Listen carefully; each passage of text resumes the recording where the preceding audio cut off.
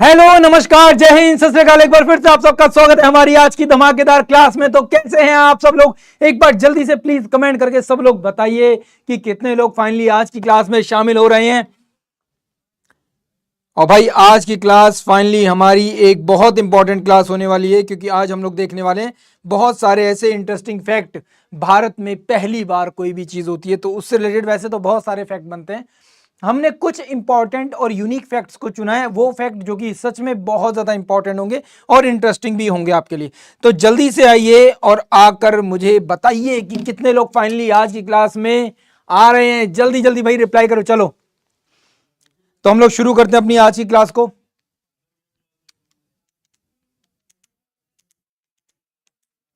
देखो ये जो पूरी की पूरी हम लोगों ने प्लेलिस्ट बनाई है, ठीक है, रेलवे की, इस रेलवे की प्लेलिस्ट को आप लोग अपने मोबाइल में वॉच लिस्ट में रख लो, सेव कर लो। इस पूरी की पूरी रेलवे की प्लेलिस्ट को आप लोग अच्छे से सेव कर लो। मोबाइल में एक वो सेव वीडियो का भी ऑप्शन होता है, उसमें भी जाकर क्या कर लो, उसे सेव कर लो। उससे बेनिफिट सबसे बड़ा ये होगा कि आपके पास वो वीडियोस हमेशा रहेंगे और इन वीडियोस को आप लगातार रिवीजन फॉर्म में क्या कर सकते हो, लगातार देख सकते हो। लगातार इन वीडियोस को देखो, आपका स्टैटिक जीके कवर हो जाएगा बहुत अच्छे से। तो आज एक छोटा सा टॉपिक पर, बहुत इंपॉर्टेंट टॉपिक, कई बार ये इंटरेस्टिंग फैक्ट हम लोगों के सामने आता है और हमको इनके बारे में जानकर जरा खुशी सी होती है।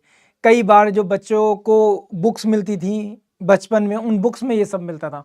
Please tell the railway playlist general science का कोई भी। अच्छा, जनरल साइंस की प्लेलिस्ट भी तैयार हो जाएगी, चिंता मत करो। अभय मेरे बाद जल्दी ही जनरल साइंस की भी आपको क्लासेस मिलेंगी, ठीक है, तो परेशान मत हो उसके लिए। क्लियर? उसके लिए बिल्कुल परेशान मत हो, जनरल साइंस की क्लासेस भी आपको जल्दी मिलेंगी। अरे हम लोग भी सोच रहे हैं ना आपके लिए, क्यों इतना परेशान हो।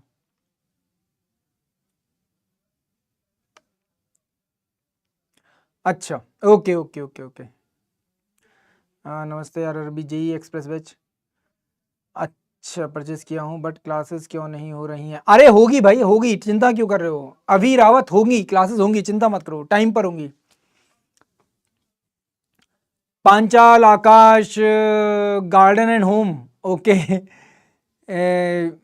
विमलेश, अभय, अवी रावत, अर्पिता, तनिष्का, ओके। चलिए तो सब लोगों का स्वागत है, वेलकम्स टू इंजीनियर्स वाला। प्रिंस, दिनेश, ओके चलो, आकाश,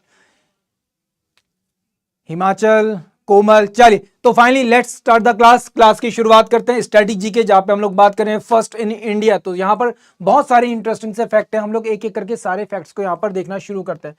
तो first to pass the examination of Indian medical service, अरे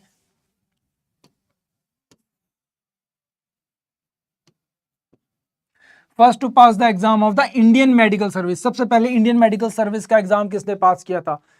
सुरजो घूम गोंडवे चट्टुबट्टू ने। तो ये थे 1855 में जिन्होंने क्या किया था, इस एग्जाम को यहाँ पे क्लियर किया था। फिर उसके बाद आता है first genetic modified food production in India. First genetic जो हुआ था वो क्या था? बीटी ब्रिंजल था, जिसे हम लोग बैगन कहते हैं। क्या कहते हैं? बैगन कहते हैं। ब्रीटी ब्रिंजल था। ब्रीटी ब्रिंजल की जब हम लोग बात करते हैं तो आज के टाइम पर इसको बैन कर दिया गया। भले ही जेनेटिकली मॉडिफाइड था पर हेल्थ के लिए अच्छा नहीं था, है ना, हेल्थ के लिए अच्छा नहीं था। फिर उसके बाद एक और फैक्ट आता है, कौन सा आता है? The first Indian to be appointed as a deputy director general of the program of the world health organisation. World health organisation में सबसे पहले कौन इंडियन था जो as a deputy director appoint किया गया था? तो कौन था वो? डॉक्टर सौम्या स्वामीनाथन जी। कौन? डॉक्टर सौम्या स्वामीनाथन जी। कौन थी? डॉक्टर सौम्या स्वामीनाथन जी थी यहां पर, ठीक। फिर उसके बाद बात करते हैं first Indian to get the Nobel prize in physics. पहला इंडियन जिसे फिजिक्स में नोबेल प्राइज मिला, तो वो कौन है? नो डाउट हम सबको पता है, सीवी रमन जी की हम लोग यहाँ पर बात करते हैं। चंद्रशेखर वेंकटेश रमन जी की हम लोग यहाँ पे क्या करते हैं, बात करते हैं, जिन्होंने चंद्रशेखर लिमिट को क्या किया था? इन्वेंट किया था, है ना। जो ब्लैक होल का कॉन्सेप्ट हम लोगों को मिला वो इन्हीं की थ्रू, जो कॉन्सेप्ट दिया गया था उसके बाद ही मिला था। हम लोग ज्योग्राफी में कई बार उस चीज को पढ़ते भी है, जब यूनिवर्स के बारे में पढ़ते हैं, चंद्रशेखर लिमिट के बारे में पढ़ते हैं। नेक्स्ट आगे चलते हैं, first satellite of earth station from the domestic communication. Domestic communication के लिए सैटेलाइट्स के साथ सबसे पहले डोमेस्टिक कम्युनिकेशन के लिए हम लोगों ने पहला सेंटर कहां पे स्टेब्लिश किया था? तो पहला जो स्टेब्लिश किया था वो किया था अहमदाबाद में, एंड इसके बाद हम लोगों ने इसको स्टेब्लिश किया था सिकंदराबाद में। कहां पर? सिकंदराबाद में। तो सबसे पहले Ahmedabad, then after that Secunderabad. फिर आता है फर्स्ट मैन इन स्पेस। अब first man in space, no doubt हम लोग इंडिया की बात करें तो इंडिया के प्रोस्पेक्टिव से देखेंगे, then he was squadron leader Rakesh Sharma. Indian air force के पायलट थे, स्क्वाड्रन लीडर थे, तो स्क्वाड्रन लीडर राकेश शर्मा। फिर बात करते हैं फर्स्ट हाइड्रो इलेक्ट्रिक प्लांट। पहला हाइड्रो इलेक्ट्रिक प्लांट कहां लगा था? तो ये लगा था दार्जिलिंग में 1897 में बाय द ब्रिटिशर्स। उसके बाद फिर हमको पता है जब इंडिया इंडिपेंडेंट हुआ, हीराकुंड डैम हमारे सामने आता है। कौन सा आता है? हीराकुंड डैम आता है, पता है ना सबको। चलो फिर उसके बाद हम लोग यहां पर देखते हैं क्या, फर्स्ट सैटेलाइट, इंडिया का पहला सैटेलाइट, नो डाउट इसके बारे में लास्ट क्लास हम लोग देख चुके हैं, इसरो एंड डीआरडीओ। तो वहां पर मैं ऑलरेडी आपको ये बता चुका हूं क्या आंसर होगा, आर्यभट्ट होगा। कब? 1975 में। फिर first nuclear reactor, first nuclear reactor कौन सा था? हमारा अप्सरा था, महाराष्ट्र में इसको किया गया था। तारापुर जो एटॉमिक पावर सेंटर है वहां पर इसको क्या किया गया था? स्टेब्लिश किया गया था, ठीक है। और इसमें एज अ कूलेंट किसका इस्तेमाल होता था? एज अ कूलेंट इसमें जो पानी होता था उसका इस्तेमाल किया जाता था। फिर बात करते हैं first successful indigenous launched vehicle. First successful indigenous launched vehicle as a indigenous launch vehicle की बात करते हैं तो सैटेलाइट लॉन्चिंग व्हीकल की बात हो रही है। किसकी बात हो रही है? Satellite launching vehicle. और सैटेलाइट लॉन्चिंग व्हीकल के बारे में जब भी हम लोग बात करेंगे तो हमारा सबसे पहले कौन सा आता है यहाँ पे? SLV आता है। कौन सा? SLV-3। कौन सा? SLV-3। तो इस SLV-3 मतलब कि सैटेलाइट लॉन्चिंग व्हीकल। हम लोगों को पता है आज के टाइम पर हम लोग SLV, ASLV एंड उसके बाद PSLV एंड GSLV 4 यूज करते हैं। SLV एंड ASLV आप यूज नहीं होते।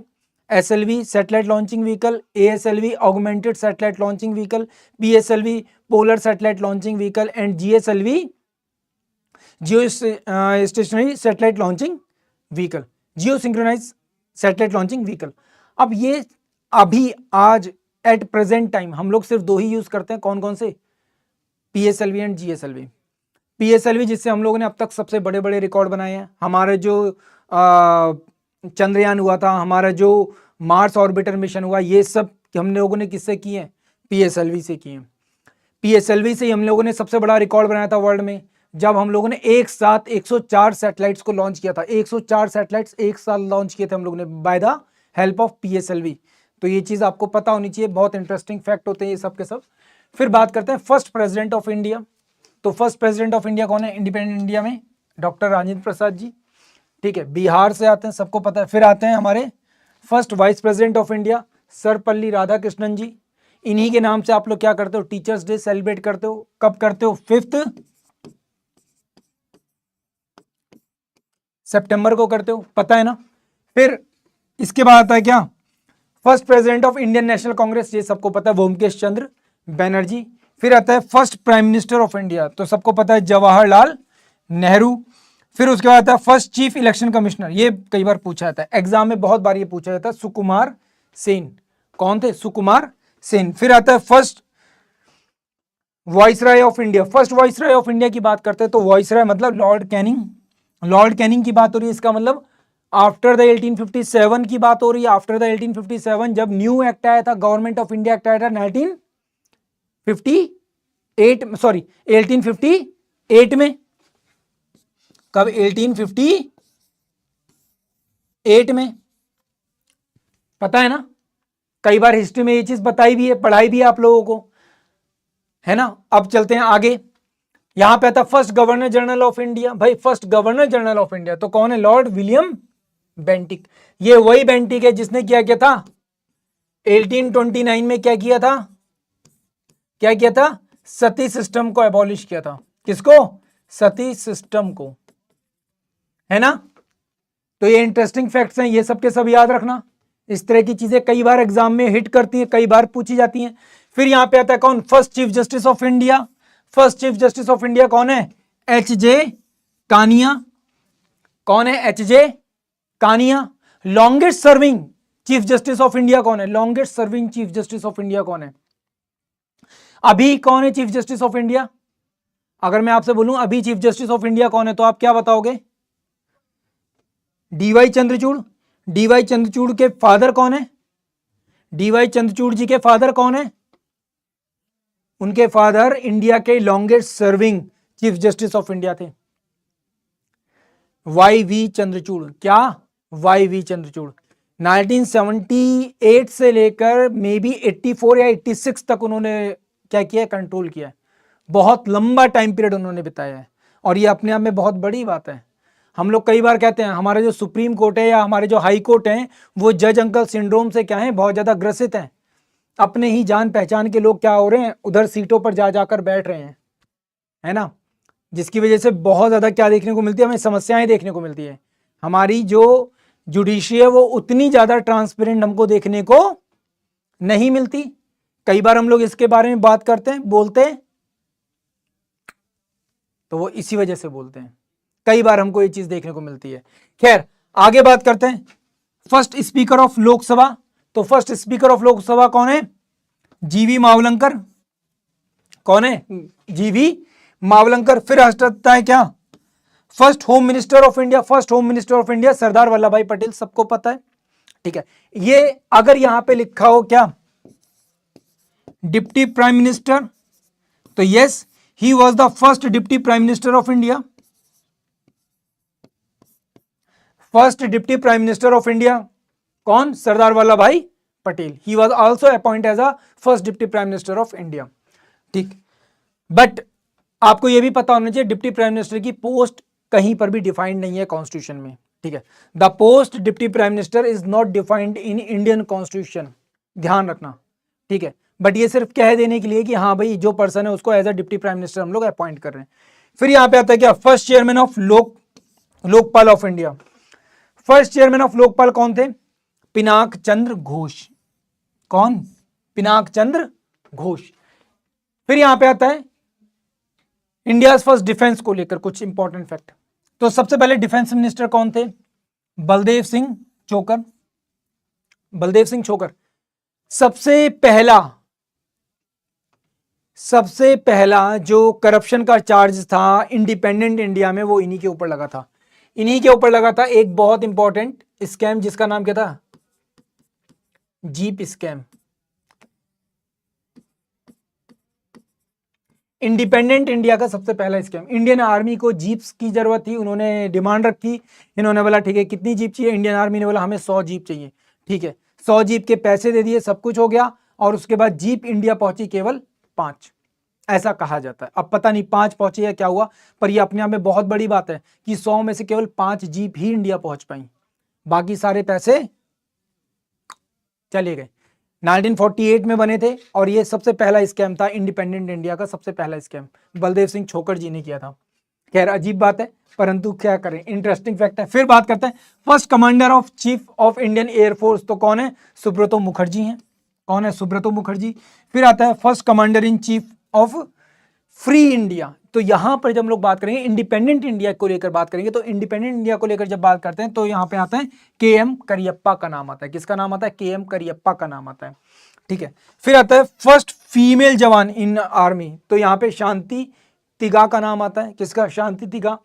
फर्स्ट परमवीर चक्र विनर, तो मेजर सोमनाथ शर्मा। एंड इसके बाद आता है फर्स्ट फील्ड मार्शल, तो सबको पता है, रिसेंटली मूवी देखी है और हम सबके दिलो दिमाग में ये चीज बैठी हुई है। कौन? सैम मानेकशॉ। और नो डाउट मूवी में काफी हद तक काफी अच्छे से इस चीज को प्रेजेंट किया गया, लोगों के सामने लाया गया।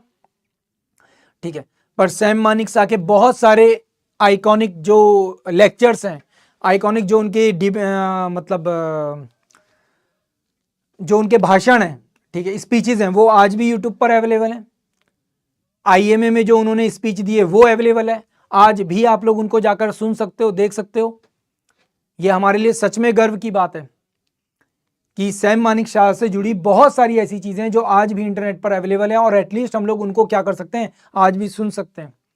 वरना ऐसे बहुत सारे लीडर्स हैं जिनके बारे में हमारे पास इंफॉर्मेशन इस तरीके से अवेलेबल नहीं है। एटलीस्ट सैम मानेकशॉ की बहुत सारी इंफॉर्मेशन है जो हमारे पास अवेलेबल है। अरे सैम बहादुर मूवी नहीं बनी थी, देखी नहीं थी? सैम बहादुर किसने नहीं देखी भाई?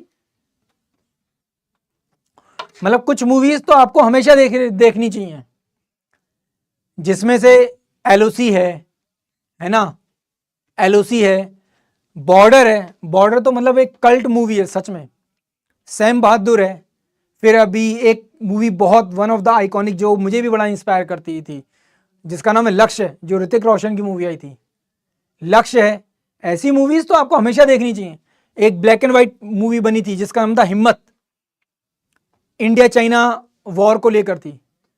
ये मूवीज होती हैं यार जिनको देखकर ना लगता है कि यार यस, देश के लिए हमें भी कुछ करना है।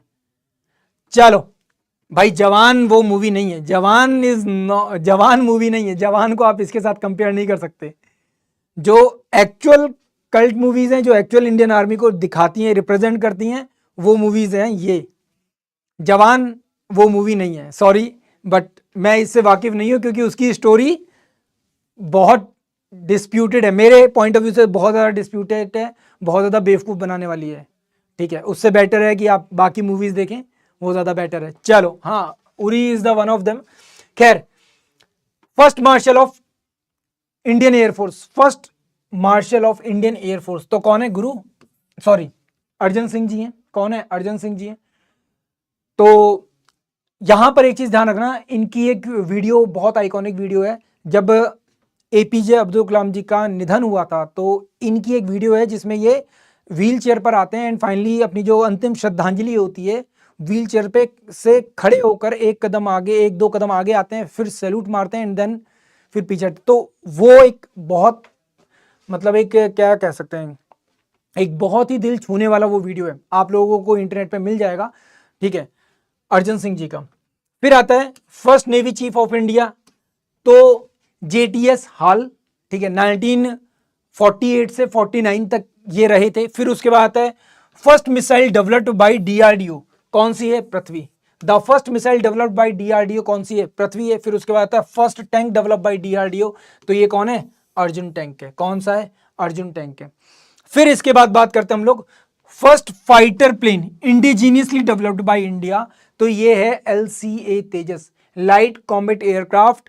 ठीक है, जिसका नाम है एलसीए तेजस, जिसे एचएएल के द्वारा डेवलप किया गया। एचएएल का फुल फॉर्म क्या है? Hindustan aeronauticals limited. ये प्लेन बहुत पहले डेवलप हो जाना चाहिए था, बट अनफॉर्चुनेटली इसमें बहुत ज़्यादा डिले हुए, बहुत ज़्यादा हम लोगों ने इसमें बैकलैश देखा है, जिसकी वजह से हमें बहुत कुछ नेगेटिव देखना पड़ा। समय के साथ साथ अब आज के टाइम पर हम लोग जब इस एलसीए तेजस को दूसरे देशों के सामने प्रेजेंट कर रहे हैं, तो ये अपने आप में बहुत ही ज़्यादा क्या है, एक गर्व महसूस करने वाली बात है। इंडिजीनियस का मतलब होता है भारत में ही डेवलप्ड, अपने ही देश में, स्वदेशी है, स्वदेशी रूप से। कैसे स्वदेशी? इंडिजीनियस का मतलब होता है स्वदेशी। कहां लिखा था इंडिजीनियस? ये लिखा,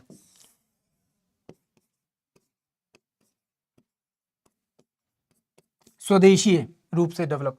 भाई सीधी सी बात है, अभी तक जितने भी प्लेन्स हैं वो सब के सब कैसे हैं? वो सब के सब ऐसे प्लेन हैं जो हम लोगों ने बाहर के देशों से लिए हुए हैं। अब बाहर के देशों से लिए तो 100% है, बाहर के देशों से जो प्लेन ले रखे हैं, कभी भी उनमें कोई प्रॉब्लम आएगी, कुछ भी आएगा तो हम उनके ऊपर डिपेंड है। इसलिए हमारे लिए एलसीए तेजस को डेवलप करना क्या था? बहुत ज़्यादा ज़रूरी था। एलसीए तेजस की सबसे बड़ी खास बात क्या है कि इसका कंट्रोल बहुत अच्छा है, बहुत ज़्यादा हाई स्पीड पर ये अपना एक अच्छा कंट्रोल, अपना बैलेंस बहुत अच्छा रखता है। दूसरी, सिंगल इंजन है, सिंगल इंजन होने की वजह से क्या, कॉस्ट इफेक्टिव बहुत ज़्यादा है। ठीक है, मॉनिटरिंग के लिए और जो अपने बॉर्डर के आसपास की मॉनिटरिंग के लिए, और ऐसे बॉर्डर के आसपास के रीजन में क्या, दुश्मन के सामने आमना सामना करने के लिए ये बहुत अच्छा है। ठीक है, खैर आगे बात करते हैं। First women pilot of Indian air force, तो यहां पे कौन है? हरकिता कौर दयाल जी है। फिर उसके बाद आता है first women president of United nation general assembly, तो ये कौन है? विजय लक्ष्मी पंडित जी हैं। तो ये जवाहरलाल नेहरू जी की कौन है? सिस्टर है। जवाहरलाल नेहरू की कौन थी? सिस्टर थी, विजय लक्ष्मी पंडित जी। ध्यान रखना, ये चीज कई बार पूछी जाती है। खैर यहां पे आगे बात करते हैं। फर्स्ट भारत रत्न अवार्ड, पहला भारत रत्न अवार्ड किसको मिला था?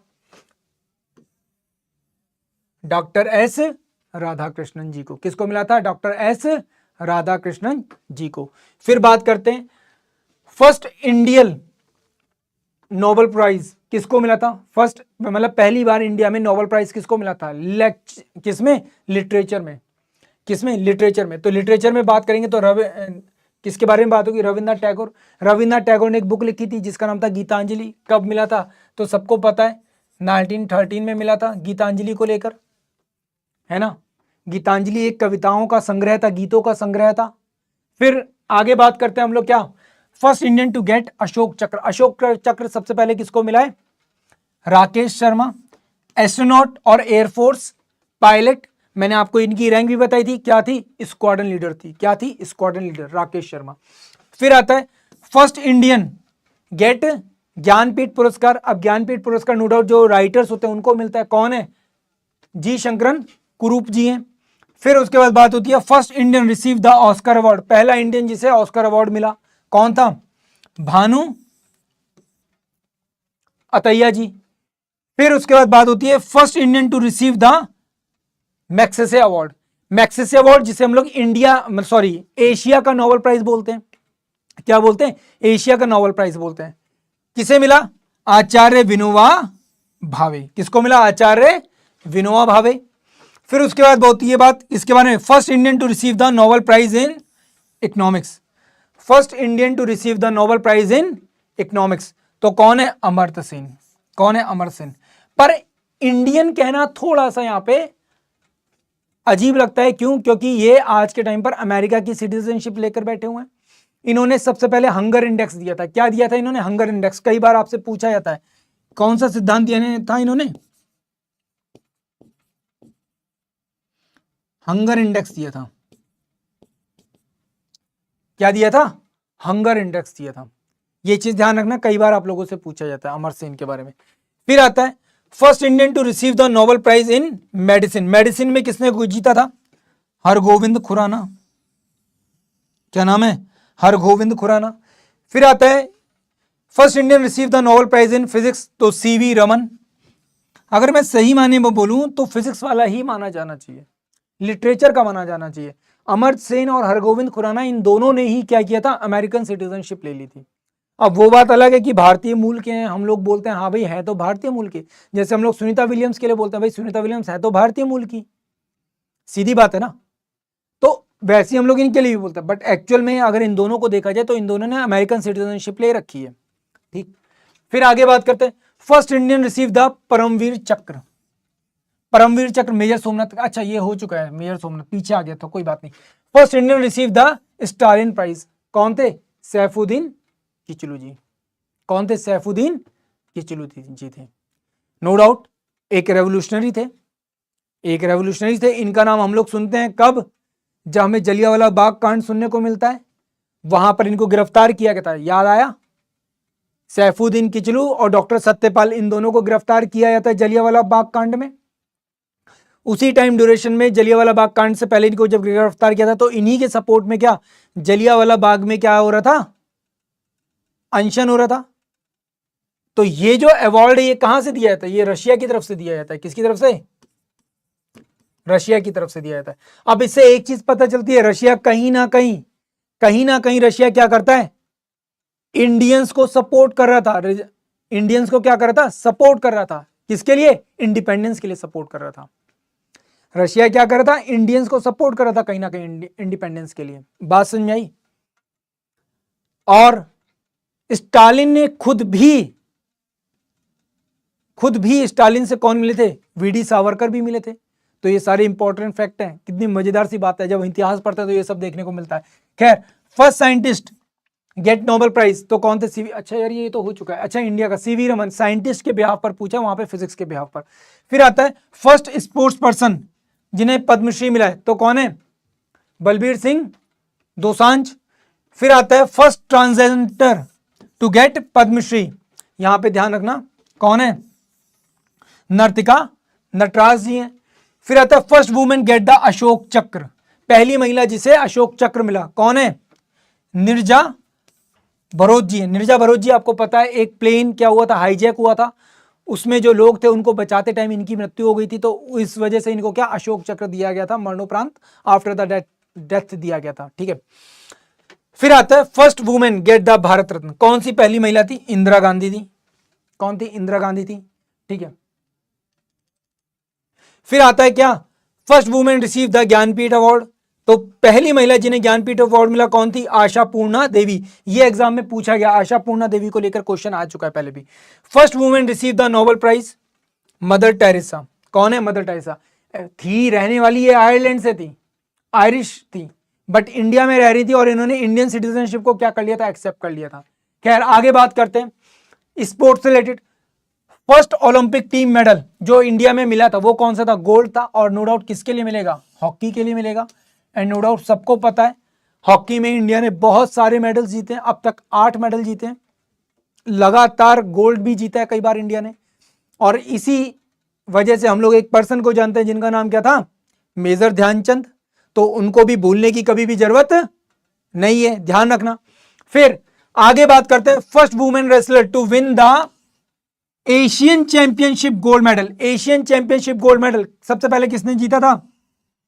नवजोत कौर ने जीता था। किसने जीता था? नवजोत कौर ने। फिर आता है first women badminton player win the Asian games medal. तो कौन है? साइना नेहवाल है।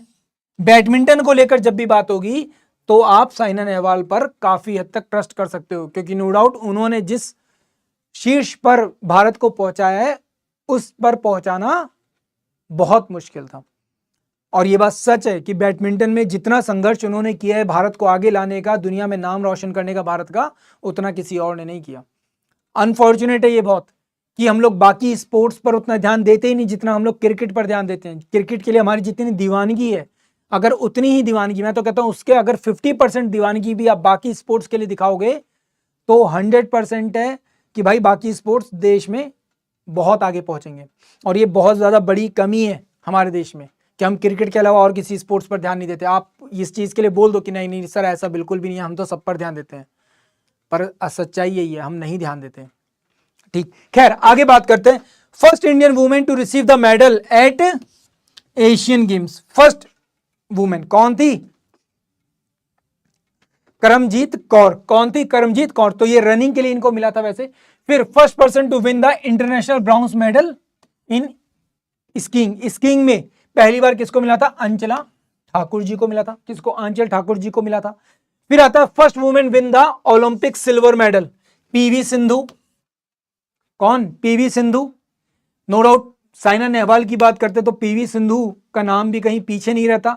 उन्होंने भी उतना ही बराबर योगदान यहां पर दिया है। ठीक है, उन्होंने भी उतना ही बराबर योगदान यहां पर दिया है। फिर बात करते हैं first female to represent India in summer Olympic. पहली महिला जिसने भारत को समर ओलंपिक में क्या किया? लेकर आई। कौन थी? देखो अंग्रेजों के टाइम पे भारत की तरफ से गई थी कौन सी? Nora Polley. एंड 1924 में। एंड आफ्टर इंडिपेंडेंस अगर हम लोग बात करते हैं तो आफ्टर इंडिपेंडेंस नीलिमा घोष गई थी 1952 ओलंपिक्स में। तो ये दोनों का नाम ध्यान रखना, मैंने आपको दोनों बता दिए, before independence and after independence. तो दोनों का ही नाम यहाँ पे जरूरी है। Before independence Nora Polley and after independence अगर हम लोग बात करेंगे तो नीलिमा घोष का नाम आता है। फिर आगे बात करते हैं first individual gold medal. First individual gold medal अगर बात करेंगे तो अभिनव बिंद्रा का नाम आता है। किसका नाम आता है? अभिनव बिंद्रा का नाम आता है 2008 समर में। और किसके लिए? आपको सबको पता है बीजिंग में शूटिंग के लिए इन्होंने क्या किया था? इस अवार्ड को जीता था। फिर बात करते हैं first women to win the medal in wrestling. भाई रेसलिंग की बात हो रही है तो यहां पे क्या साक्षी मलिक के बारे में बात होती है। ब्राउन्ज मेडल इन्होंने जीता था 2016। और सबसे बड़ी बात, बहुत ज्यादा कंट्रोवर्सी में अभी रिसेंटली रही थी, ठीक है, पॉलिटिक्स और रेसलिंग, पॉलिटिक्स इन सब के चक्करों में, तो ये भी आपको पता होना चाहिए। फिर आगे बात करते हैं हम लोग यहाँ पर किसके बारे में? इंडिया के कुछ इंपॉर्टेंट आर्किटेक्चर को लेकर। सबसे पहले the first Indian temple who many interconnected structure. ऐसा टेम्पल जिसके अंदर बहुत सारे इंटरकनेक्टेड स्ट्रक्चर्स हैं। अब इंटरकनेक्टेड स्ट्रक्चर है तो इसका मतलब अपने पास एक ऐसा टेम्पल है। वैसे तो बहुत सारे टेम्पल है पर इसमें सबसे इंपॉर्टेंट जो टेम्पल है वो है बृहदेश्वर टेम्पल। बृहदेश्वर टेम्पल सबको पता है, उसके ऊपर का जो हिस्सा होता है गोपुरम जिसको कहते हैं, ठीक है, वो हिस्सा क्या है? एक हैवी 80 टन्स का एक स्टोन है और पूरा का पूरा इंटरकनेक्टेड है। और पूरा का पूरा बैलेंस कहाँ? उस सेंटर पॉइंट पे आकर रुका हुआ है। अगर वो पत्थर हिलेगा तो पूरा का पूरा स्ट्रक्चर क्या हो जाएगा? डिस्ट्रॉय हो जाएगा। ये बृहदेश्वर टेम्पल की सबसे बड़ी खास बात है। चोला एम्पायर के टाइम पर इसको क्या किया गया था? डेवलप किया गया था, सबको पता है।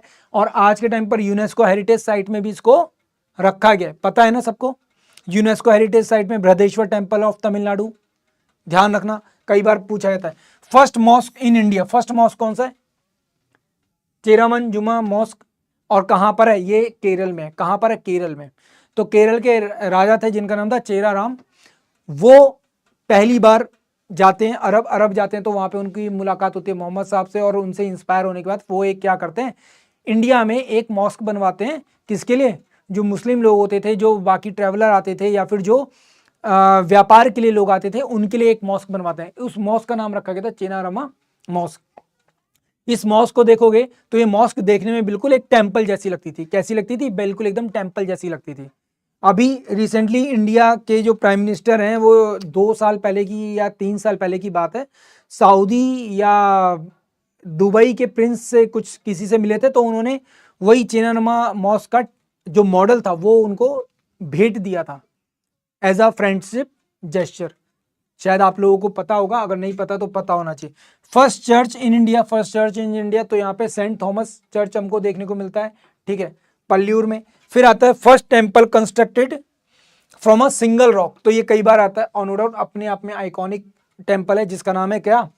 Kailash temple of Ellora caves. अगर आप लोगों ने नहीं देखा तो आपको जाकर एक बार देखना चाहिए। सेवल सिंगल रॉक से इस टेम्पल की खास बात ये, ऊपर से इसे बनाना शुरू किया, देन फिर इसके अंदर का कंस्ट्रक्शन हुआ है, तो ये अपने आप में एक यूनिक टेम्पल है।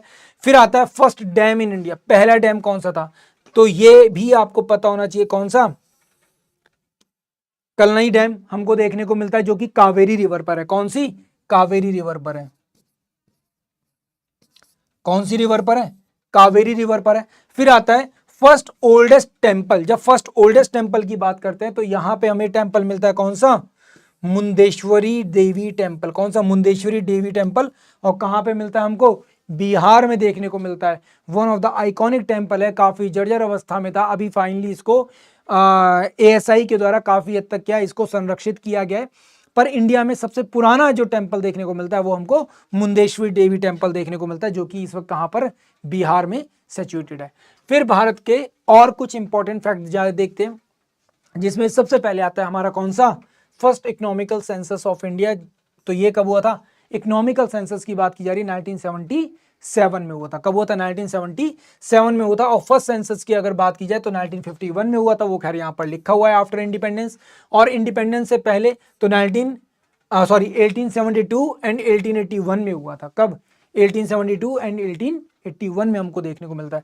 फिर आता है फर्स्ट ट्रेन। तो फर्स्ट रेलगाड़ी जो थी वो रेड हिल रेलवे देखने को मिलती है हमको मद्रास में 1837 में। आपको सर हमने तो थाने से पुणे चलने का सुना है, नो डाउट, बिल्कुल सुना है, सही सुना है, परंतु उससे पहले भी रेलवे लाइन जो बिछाई जा चुकी थी वो कहां पर? मद्रास में बिछाई जा चुकी थी 1837 में। और पहला रेलवे जो कॉन्ट्रैक्ट था या जो रेलवे लाइन को बिछाने का कॉन्ट्रैक्ट था वो भी यहीं पर दिया गया था, 1832 में दिया गया था सबसे पहले, एंड 1837 में पहली बार हमको यहाँ पर देखने को मिलती है।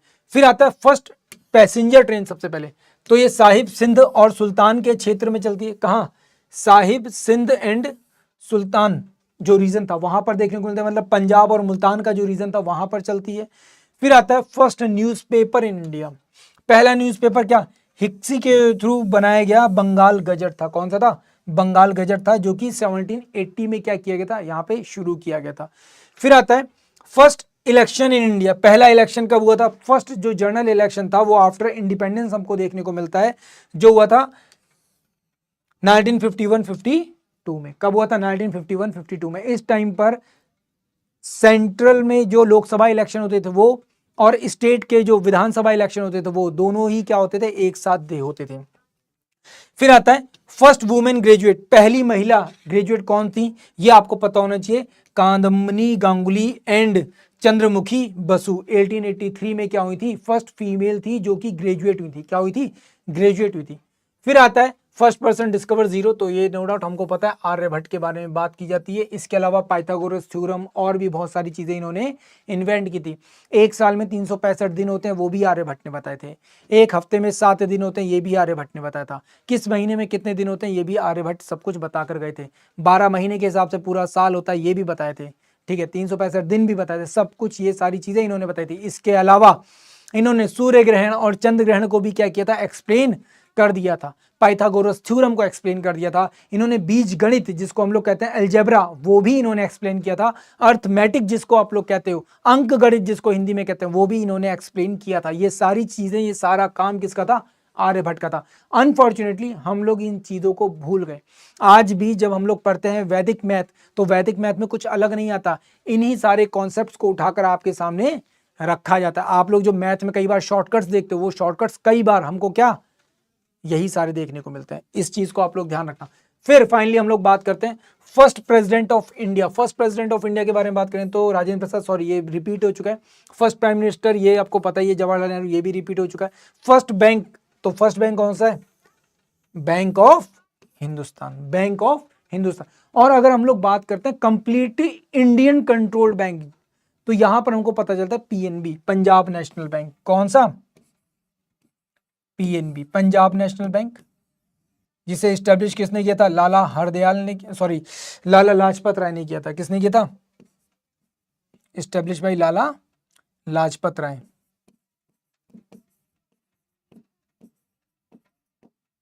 ठीक है, पीएनबी। फिर आता है first nationalise bank, sorry national park, nationalise bank तो मैंने बता दिया। नेशनल पार्क, तो जिम कॉर्बेट 1936 में इसको स्टैब्लिश किया गया था, और ये ऑलरेडी हम लोग पढ़ चुके हैं, हम लोग ऑलरेडी ये क्लास देख चुके हैं एक बार पूरी।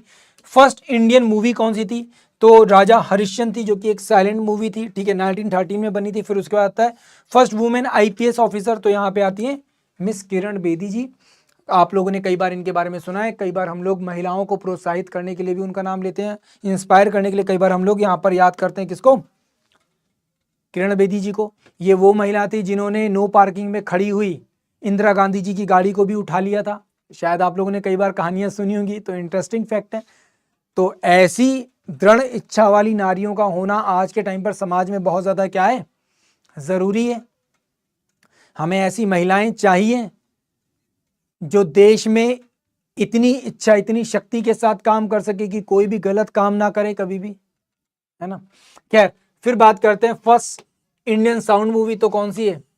आलम आरा, जो कि 1931 में आई थी। फिर आती है यहाँ पर क्या? फर्स्ट इंडियन प्लेबैक सॉन्ग, तो कौन सा है? धूप छांव।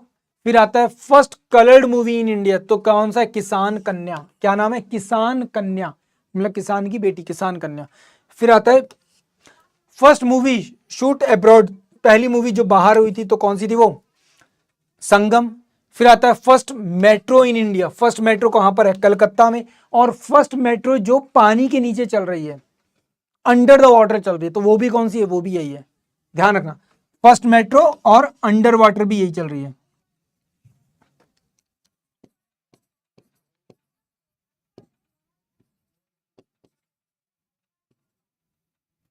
अंडर वाटर भी सबसे पहले यही चली है, अभी रिसेंटली आप लोगों ने सुना होगा, है ना।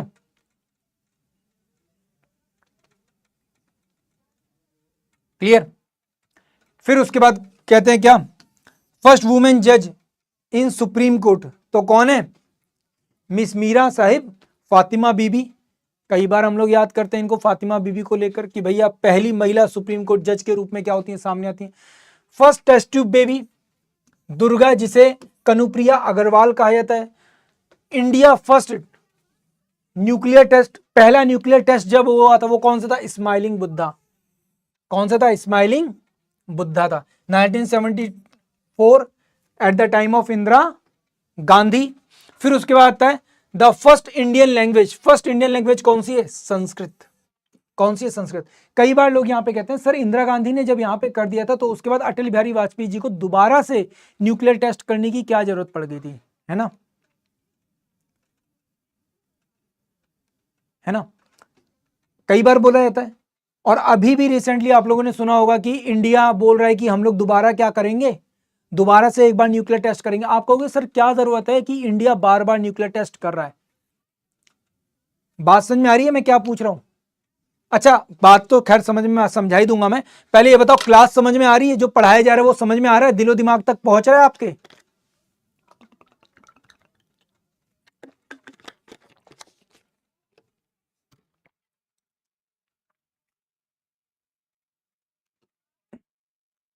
आपको समझ में आ रही है बात? क्लास समझ में आ रही है? अगर क्लास समझ में आ रही है तो भाई एक बार थम्स अप कर दो जरा सब लोग, जरा एक बार थम्स अप कर दो सब लोग, अगर क्लास समझ में आ रही है अच्छे से। चलो, वेरी गुड, वेरी गुड। ठीक है, देखो मेरा क्वेश्चन क्या है कि why we need a regular testing of the nuclear blast, और ये सब हमें क्या जरूरत है इनकी रेगुलर टेस्टिंग और इन सब की क्या जरूरत है? वाई वी नीड दिस, हमें जरूरत क्या है? जब हम लोग जब ये चीज बोलते हैं ना कि यार अपने को ऐसी क्या जरूरत है, क्या ये बेकार में इधर उधर पैसा खर्च नहीं हो रहा, क्या ये सब नहीं सर, हमें बहुत ज्यादा जरूरत है, हमें बहुत ज्यादा जरूरत है लगातार इस तरीके के न्यूक्लियर टेस्ट। इससे सबसे बड़ा इंपैक्ट क्या होता है? सबसे बड़ा इंपैक्ट होता है उसकी जो टेस्टिंग होती है, उसके जो ब्लास्ट होता है, उसके जो कॉन्सिक्वेंसेज होते हैं, वो सारी चीजें जब हम लोग स्टडी करते हैं तो हमको पता चलता है कि हमें और कितना क्या करना है, इंप्रूवमेंट करना है, हमें और कितना बेहतर टेक्नोलॉजी को क्या करना है, डेवलप करना है। हर बार जब नई टेक्नोलॉजी के साथ हम लोग ब्लास्ट करते हैं, हर बार नई टेक्नोलॉजी के साथ जब हम लोग ये काम करते हैं, तो उसके क्या होते हैं, एक बहुत बेहतर क्या होते हैं, रिजल्ट निकल के आते हैं। अब ऐसा नहीं बहुत बेहतर रिजल्ट, मैंने बोला ना कॉन्सिक्वेंसेज या जो भी चीजें होंगी वो क्या होंगे, वो सब चीजें क्या की जाती हैं, स्टडी की जाती हैं। हमें खुद ये चीज पता चलती है कि हमारे जो न्यूक्लियर मिसाइल्स हैं या हम लोग जो न्यूक्लियर वॉरहेड यूज करेंगे वो कितना बेहतर तरीके से इंपैक्ट डालेगा, किस तरीके से काम करेगा। उन सारी चीजों को करने में क्या होता है, एक बहुत ज्यादा बेहतर क्या आता है, रिजल्ट निकल के बाहर आता है। तो लगातार ये चीज की जानी क्या है, जरूरी है। साथ ही साथ इसके अलावा एक और चीज होती है कि जो हमारे दुश्मन देश हैं उनके पास एक प्रॉपर मैसेज जाना जरूरी है कि हम आज भी एक्टिव वॉरहेड अपने साथ रखते हैं, न्यूक्लियर वॉरहेड अपने साथ रखते हैं। गलती से भी ये मत सोचना कि हम एक्टिव वॉरहेड नहीं रखते।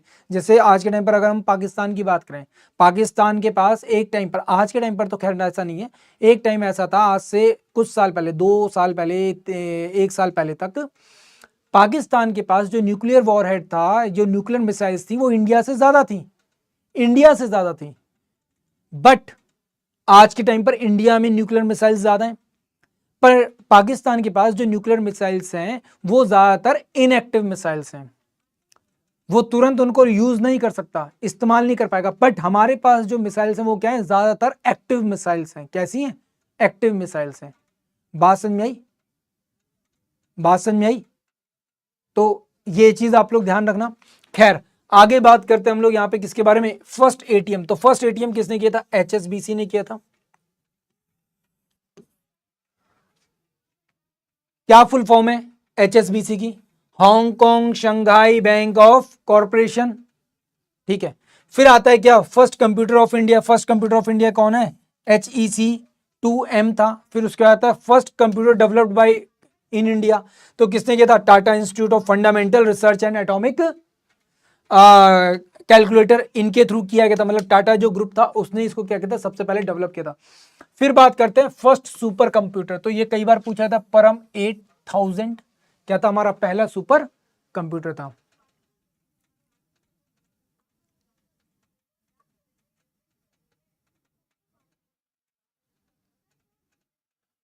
आर्यन विदेशी हैं सर, आपने गलत बताया था। आप अपने मन में जो आता है क्लास में आप बोल देते हैं। आप किसने बोला भाई ये चीज, आर्यन विदेशी हैं? अब तुमने कहीं पढ़ा होगा, तुमने कहीं देख लिया होगा कि आर्य विदेशी हैं भाई। अब दिक्कत तो यही है ना, सिर्फ किताबों की रटी रटाई इंफॉर्मेशन को देखोगे या फिर वो देखोगे जो आज के टाइम पर रिसर्च हो रही है। अगर आर्यन विदेशी है तो इसका मतलब आशु बेटा तुमको भी विदेशी बताया जा रहा है। बात समझे? हम लोग जो थ्योरी पढ़ते हैं ना आर्यन विदेशी वाली, बेटा ये आर्यन विदेशी वाली जो थ्योरी है ना, ये यूरोपियंस ने हमारे ऊपर डाली है। ठीक है, ये यूरोपियंस ने हमारे ऊपर डाली है। तो इसको ऐसे मत सोचो, तुम ये सोचो ना कि तुम्हारे ऊपर क्या रिसर्च, आज के टाइम पर जो इंडियन रिसर्च कर रहे हैं वो तो इसी चीज पर कर रहे हैं ना, कि हाउ इज इट पॉसिबल कि यार हम लोगों को, हम इस देश के नागरिक, हम ही लोगों को विदेशी बताया जा रहा है। तो इसका मतलब जो इंडिया में डिवीजन चलता है, south Indian Dravidian and north Indian or विदेशी, वो वाली थ्योरी इसका मतलब सच है?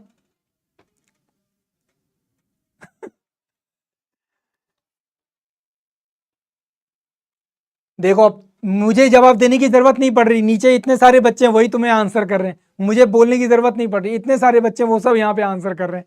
खैर छोड़ो। फर्स्ट एयरपोर्ट इन इंडिया, जब फर्स्ट एयरपोर्ट इन इंडिया की बात करेंगे तो हम लोग किसके बारे में बात करते हैं? जूहू एयरड्रोम के बारे में बात करते हैं, जो कि सबसे पहले कहा, मुंबई में स्टैब्लिश किया गया था, 1928 में स्टैब्लिश किया गया था। फिर यहाँ पे हम लोग बात करते हैं फर्स्ट इंडियन न्यूज़पेपर। जब फर्स्ट इंडियन न्यूज़पेपर, अच्छा यार ये तो हो चुका है, बंगाल गजट, अच्छा ये रिपीट हो चुका है, सॉरी।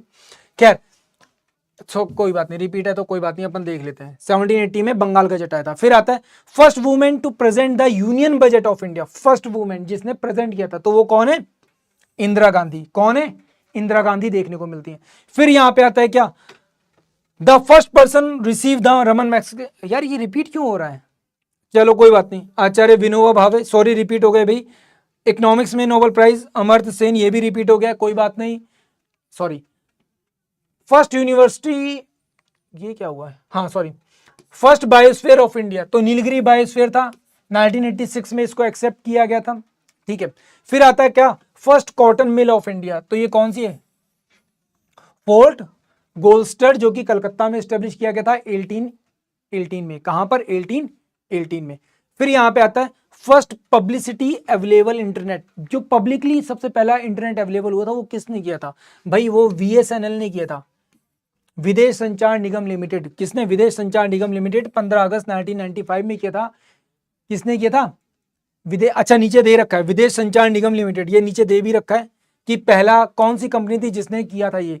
तो जैसे हमारे पास BSNL था, भारत संचार निगम लिमिटेड, BSNL के साथ ही फिर एक था कौन सा? महानगर संचार निगम लिमिटेड, ठीक है। और फिर एक था विदेश संचार। तो ये क्या भारत में जो सर्विस देता था वो BSNL देता था, ठीक है। फिर महानगरों को जो कनेक्ट करता था वो MSNL करता था, महानगर संचार निगम लिमिटेड। और VSNL जो विदेश में टेलीकॉल सर्विसेज और इन सबको क्या करता था? डेवलप करता था। हाँ सॉरी यार, MSNL नहीं है, MTNL है, MTNL, हाँ MTNL है, MTNL, हाँ सही है। महानगर टेली समथिंग है इसका, और वे के विदेश संचार निगम लिमिटेड, ठीक है। तो ये थे 3 जो इंडिया में क्या करते थे? काम करते थे। कुछ महानगरों को आपस में कनेक्ट करते थे, और एक था किसके लिए? किसके लिए था? एक हमारा इंडिया के लिए था, और एक था विदेशों के लिए। क्लियर? अरे हाँ यार, रवि सही बोल रहा है भाई, हम लोगों ने मैरी कॉम को तो छोड़ ही दिया। फर्स्ट फीमेल बॉक्सर जिसने इंडिया को बॉक्सिंग में मेडल्स दिलवाए थे। अरे यार, we are really sorry from my side यार, सबसे बड़ी गलती मेरे से हुई है। नो डाउट कुछ ना कुछ फैक्ट छूट जाते हैं, क्योंकि इतने सारे फैक्ट एक साथ लाना, कुछ रिपीट हो गए, कुछ रह गए भाई। आई एम रियली सॉरी, मेरे से मैरी कॉम छूट गई हैं, ठीक है। और वर्ल्ड की पहली महिला जो वर्ल्ड बॉक्सिंग चैंपियनशिप में हमेशा नंबर 1 पे रही है। We are really sorry for this यार। खैर आगे बात करते हैं। फर्स्ट ईमेल जो था वो कब हुआ था? 1995 में आया था। फिर आता है फर्स्ट कंपनी, ये खैर आपको बता ही दिया, यहीं से जुड़ा हुआ है ये फैक्ट, ठीक है। फिर आता है first all India stamp issued, कब से किया गया था? पहली बार जो स्टैंप इशू किया गया था वो 1854 में किया गया था, ठीक है। 1 अक्टूबर 1854 में किया गया था। First city have the post office, पहला पोस्ट ऑफिस तो कहां? कलकत्ता। 1727 में इसको क्या किया गया था? इस्टेब्लिश किया गया था। फिर आता है first private train in India, तो ये आज के टाइम पर जो चल रही है तेजस एक्सप्रेस, उसके बारे में बात की जा रही है। किसके बारे में? तेजस के बारे में बात की जा रही है, जो रिसेंटली स्टैब्लिश की गई है, बनाई गई है। आपने देखा होगा न्यू कोचेस के साथ। फर्स्ट नोबेल प्राइज विनर, तो ये ऑलरेडी हम लोग देख चुके हैं, रविन्द्रनाथ टैगोर। कुछ रिपीट हो रहे हैं यहाँ पर। फर्स्ट स्कूल इन इंडिया, फर्स्ट स्कूल कौन सा था? सेंट जॉर्ज स्कूल, चेन्नई में स्टैब्लिश किया गया था। अब आप कहोगे सर पहला स्कूल क्या? इससे पहले स्कूल नहीं थे, इससे पहले जो स्कूल थे उनको हम लोग गुरुकुल या गुरुकुलम बोलते थे। ये एक तरह से देखा जाए तो ब्रिटिशर्स के द्वारा स्थापित किया गया पहला स्कूल था। किसके द्वारा? ब्रिटिशर्स के द्वारा स्थापित किया गया पहला स्कूल था। फिर आता है फर्स्ट यूनिवर्सिटी। फर्स्ट यूनिवर्सिटी कौन सी? यूनिवर्सिटी ऑफ कलकत्ता हमको देखने को मिलती है, 1857 में स्टैब्लिश की गई थी। बट इससे पहले क्या यूनिवर्सिटीज नहीं थी? इससे पहले भी यूनिवर्सिटी थी। हमारे पास भागलपुर में थी, ठीक है, विक्रमशिला यूनिवर्सिटी। हमारे पास नालंदा में थी, नालंदा यूनिवर्सिटी। सबको पता है 10,000 बच्चे एक साथ वहां पे पढ़ते थे, with the 4,500 mentors and other staffs के साथ। फिर बात करते हैं the first institute grant the deemed university, पहला इंस्टीट्यूट जिसे डीम्ड यूनिवर्सिटी के रूप में देखा गया, कौन सा था? Indian institute of science, IICS। तो one of the most important, Bangalore में स्टैब्लिश है। कहां पर? बेंगलोर में स्टैब्लिश है, ठीक। फिर आता है क्या? First nuclear plant of India, तो ये कहां पर है? तारापुर न्यूक्लियर पावर प्लांट है। इसी में क्या अप्सरा भी तैयार किया गया था, जो हम लोग पढ़े थे। फिर आता है first electric train in India. तो फर्स्ट इलेक्ट्रिक ट्रेन कौन सी है? जीआईपी रेल, ठीक है, जो कि 1500 वॉट डीसी से चलाई जाती थी। फिर आता है फर्स्ट रेलवे ब्रिज, तो थाने क्रीक ब्रिज था जो कि हमारा इस्तेमाल होता था थाने मुंबई में, ठीक है। थाने और मुंबई क्या है, मुंबई एक्चुअली कुछ इस तरीके से है, मुंबई कुछ इस तरीके से है, तो और थाने यहाँ पर है, तो इन दोनों को आपस में कनेक्ट करने के लिए बीच में क्या था, समुद्र था, तो आपस में कनेक्ट करने के लिए इसको तैयार किया गया था। फिर आता है first printing press of India. First printing press of India Goa में स्टैब्लिश हुई थी 1556 में। और ये कौन लेकर आए थे? ये लेकर आए थे पुर्तगीज। कौन लेकर आए थे? पुर्तगाली लेकर आए थे।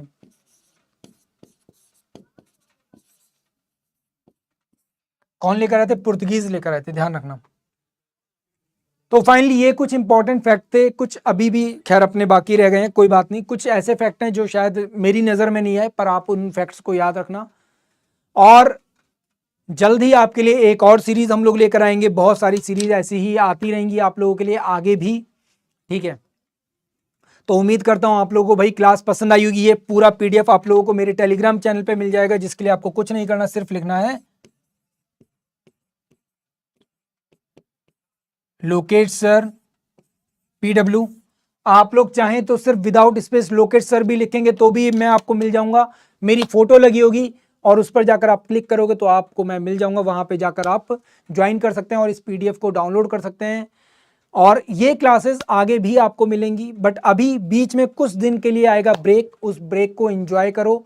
ये जितना भी अभी आप लोगों ने पढ़ा, इन सारी क्लासेस को एक बार रिवाइज करो, क्योंकि हम लोग आपके लिए और कुछ नया लेकर आने की तैयारी कर रहे हैं। कुछ और नई सरप्राइजेज आपके लिए लेकर आएंगे, जो कि आपको आरआरबी के एग्जाम में और भी कई सारे एग्जाम्स में बहुत सारी हेल्प करने वाला है।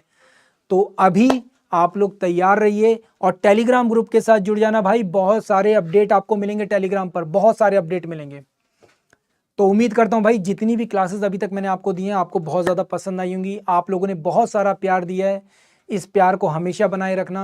मैं चाहूँगा कि आप लोग इसी तरह से जुड़े रहें हमारे साथ, जल्दी से सिलेक्शन लें और उस सिलेक्शन के बाद आप लोग हमसे मिलें, एक बार आपके साथ खुशियाँ बांटी जाएँ। तो फिलहाल अभी के लिए मुझको दीजिए विदा। नेक्स्ट जल्द ही आपसे फिर से मिलेंगे किसी एक नए अध्याय के साथ, किसी एक नई सीरीज़ के साथ।